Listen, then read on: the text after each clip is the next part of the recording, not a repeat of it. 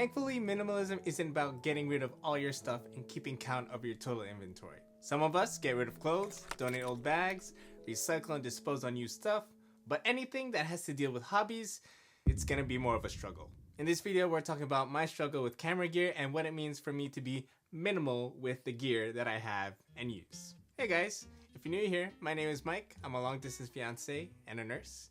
And on this channel, we use life experiences and intentions that can help point to a fuller life. Now, I got a problem with camera gear. I have too much of it and I don't use it as much. Ideally, it would be flip-flop. I would like to have less camera gear and have a lot of use for it. And because I have that problem, I have problems because of my problems. Some of those other problems are debt, just to keep the tools and to not use them. And of course, the more debt I have, the more overtime I have to work, which ultimately means less time for what I actually want to use my time for. And sometimes I'm actually kind of like lying to myself thinking, I will use this one day. And then I just use that one day to work. Now, I don't do filmmaking part-time or whatever like that. Like, I do them for friends and family. And sometimes I think I need to buy that one more piece of gear that will help me elevate my production. I bought a telephoto lens, a Tamron 70 to 180 millimeter, but I don't use that lens often. Oh, I need to buy a cinema camera, but it costs too much gear to get up and working. And then I need to buy more stuff for that. Or I need to buy fancier audio equipment. But really, I think I need to buy more and I totally forget about what I actually need, which are the basics. But to be honest, if you really are a good filmmaker, you can get by with the basics. Now, all the camera gear that I have before me, yeah, I've spent my time investing in it. It's not a need, I admit, it's a preference. To make YouTube videos and to even just start out in filmmaking in general, you could just use a camera, a zoom lens, and a microphone. All the additional stuff is like hard drives and subscription services for your production. Now, when I think about the time and money that I spent in gear, I've had lots of feelings of guilt because over time I felt like I had a lack of accountability. I neglected my budget and I only had like $1,000 saved because of Dave Ramsey's recommendation. But other than that, I didn't see much money in my savings. I also felt like I was like neglecting my relationship. I didn't have an emergency fund and I wasn't investing anything for the future, especially when it came to the wedding because I didn't save before that. So then I really had to put in the overtime. And I was also trying to pay off my car, which I didn't save for that either. The amount of camera gear that I probably have, I could probably buy a new car. Now that's just to put it in perspective to see how much I invested versus how much I could have saved.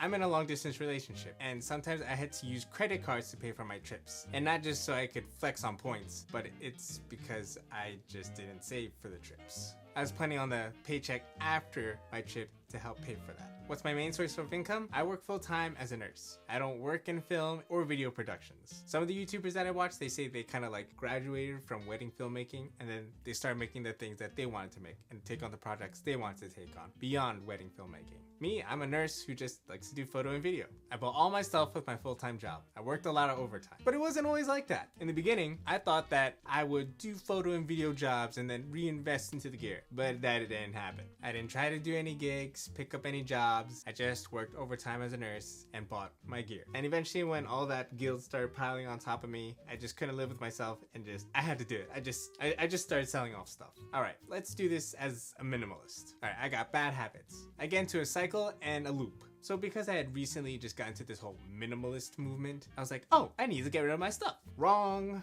but I did it anyway. Actually, it was more of like a cycle. I bought what I needed and then I realized that I didn't need it and I returned it. Cool. Other times I bought it and I sold it and I still had to pay back a few $100s back to the credit card company because of the difference between the full price and the price I sold it at. Overall, I spent an accumulated amount of hours at a store trying to return and ship out all these products. But guess how much time I spent working on videos? Not too many. I bought all the gear, but I hardly used it. Maybe for like one-off videos. I sold most of my stuff through eBay, but now I've been pushing for most of my stuff on the website Gear Focus because of the percentage difference that I have to pay to the site. eBay's 10% to Gear Focus is 3%. Not a plug, but if you got gear acquisition syndrome like me, maybe that's a route you want to consider. But also, I struggle to sell the gear. It's easier with eBay, but I want to get the top dollar that I could get with Gear Focus. But there's more of an investment that I had in my time because I had a deadline of how I want to pay off my credit. You see, I was using PayPal credit and I was trying to pay everything off in 6 months with no interest. There have actually been a couple times when my credit limit was increased. Guess who was happy? Not this guy. Like, don't enable me to just spend more and dig myself a deeper ditch. Like, come on, man. PayPal credit, I see what you're doing and I don't like it, but thank you, but no thank you.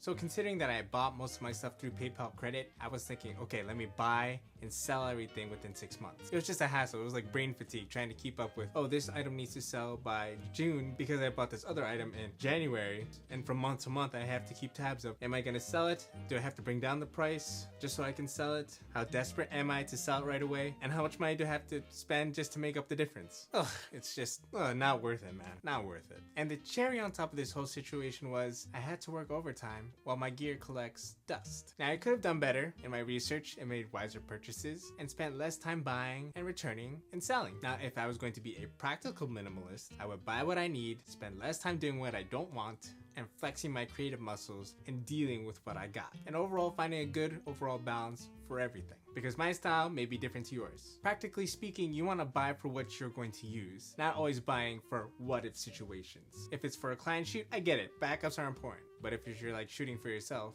does that $500 item really make a difference to your trip? Do you really need to buy a new lens for your trip? Do you need to buy a whole camera system for your trip? Or is your phone or is your camera that you already have good enough? My fiance's family has seen me go through a whole bunch of gear. They're like, oh, is that new? And then I reluctantly reply, yeah, it's new. I bought a lot of my stuff because I anticipate shooting for weddings or for some travel trips. And honestly, I had the basic audio, camera, and lens setup, and then add on a laptop for backup. I was good. Right now, I'm shooting for YouTube, and this is all extra, but this is also paid off. I use most of the gear now. It's an investment. Hashtag no regrets. With this minimalist journey, I now have more peace of mind. Thank you, Lord. Most of the gear that I have now, I'm using. I got 2 camera bodies, one that I usually keep in my bedroom, aka the studio. One as a backup, but also for vlogging and for going out with. I got 2 zoom lenses and 1 prime. I got this backdrop, a simple microphone for Zoom calls, and got a boom mic, a couple stands for lighting. I'm set. Tip for those of you who really want to upgrade the look of your YouTube setup, it's not just about the camera and the lenses. You also gotta have the lights. That was a big mistake that I made. So what's the reward for doing all of this? Minimizing my gear. Well, now I'm intentional about my tools, and I see myself using them for the long term. I don't need to upgrade anytime soon. It's guilt-free, debt-free. I have a savings now, for now. And if you want to see the gear that I use, I will leave a link in the description for my kit page. And anything that you buy from those links will help support the channel at no extra cost to you. Pause. So what's your definition of minimalist filmmaking? If your definition of minimalist filmmaking or YouTubing is this setup, awesome, you'll do well. If you're like me and minimalist filmmaking or YouTubing is this filmmaking, admirable as well. We can all win when we are doing what we want to do, unhindered by expensive or lavish lifestyles that we don't want to invest our entire lifestyle in.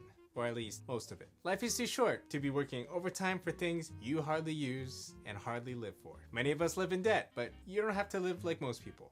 Meh. Camera gear is special to me because it's part of my hobby. But here's another video about moving on from sentimental items. And here's a playlist about minimalism. Thanks again for watching, and I'll see you in the next one.